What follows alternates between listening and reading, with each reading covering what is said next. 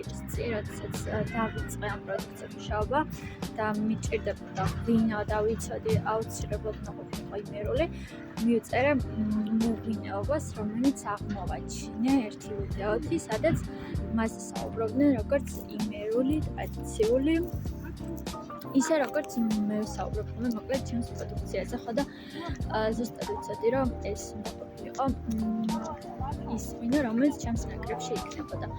ხო და 3 კვირის თავზე ზუსტად უკვე შექმნილი პროდუქტი წავიღოთ ამ მეღვინეობაში. ყველაფერი ერთი გაბედული ნაბიჯის გადადგმით დაიწყო.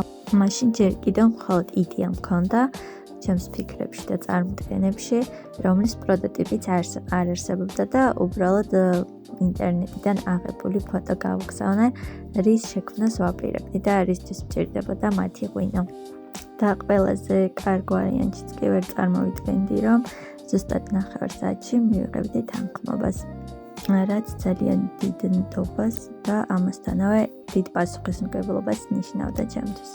და ასე მოულოდნელად აღმოჩნდა, რომ მქონდა ღვინო, პროდუქცია და არ მქონდა ყუთი, რომლის შექმნასაც ყველაზე დიდი დრო, ენერგია, ნერვები და ადამიანური რესურსი დაიხარჯა.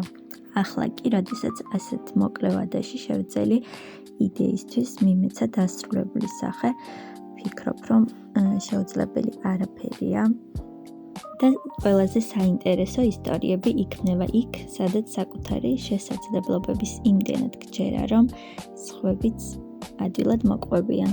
ეს კი სოლომონის მეღვინეობაა და ბატონი დავითია, რომელმაც მომცა საშუალება ჩემი იდეა განმახორციელებინა ძალიან მოკლე დროში. ეს კი ჩემი საჩუქარი ბატონი დავითისგან, რომელსაც დაახლოებით ვფიქრობ, როდესაც დავაგემოვნებ და თქვენც გაგიზიარებთ. ეს კი ჭიათურის ულამაზესი ხედები, რომელიც ძალიან მიყვარს.